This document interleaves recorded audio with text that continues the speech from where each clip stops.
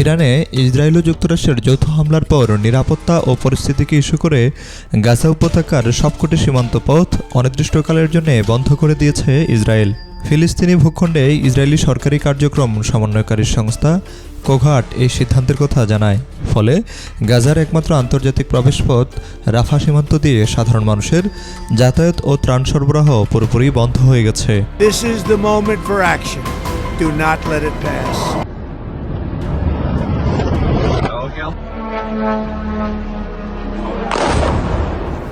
এক বিবৃতিতে কোঘাট জানায়, ইরানের সঙ্গে সংঘাতে গাজা ও পশ্চিম তীরের সব সীমান্ত পয়েন্টে নিরাপত্তা জোরদার করা হয়েছে।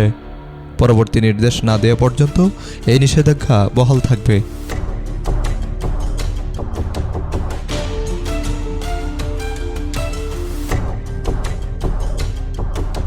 এছাড়া গাজায় কর্মরত বিভিন্ন আন্তর্জাতিক সংস্থার মানবিক সহায়তা কর্মীদের রোটেশন বা যাতায়াতও সাময়িকভাবে স্থগিত করা হয়েছে।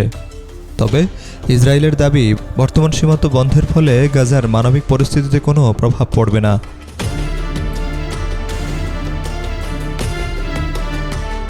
ইসরায়েলের এমন কাণ্ডে শঙ্কিত মানবাধিকার কর্মীরা। তারা বলছেন, এতে করে তীব্র ত্রাণ সংকটে পড়বে গাজাবাসী।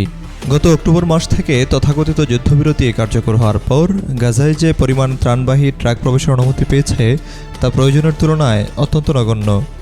এখন আবার সীমান্ত ক্রসিং বন্ধ করলে খাদ্যের অভাবে মারা যাবে দেশের মানুষ।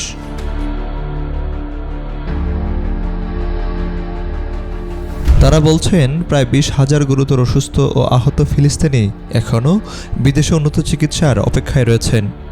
রাফা ক্রসিং বন্ধ, ফলে তাদের জীবন পড়বে চরম ঝুঁকির মুখে।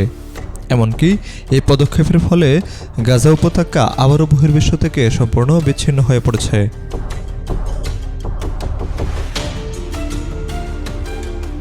ইরানে হামলা অব্যাহত রেখেছে ইসরায়েল ও যুক্তরাষ্ট্র। 24টি প্রদেশ জুড়ে চালানো এই হামলায় এখন পর্যন্ত নিহত হয়েছেন 201 জন, আহত 747। হতাহতের সংখ্যা আরও বাড়তে পারে বলে আশঙ্কা করা হচ্ছে।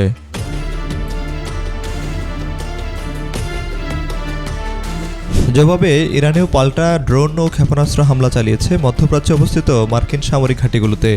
ইসরায়েল জুড়ে জারি করা হয়েছে জরুরি অবস্থা।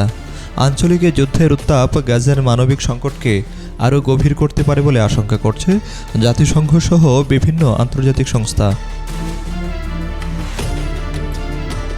Desk report, B news 24।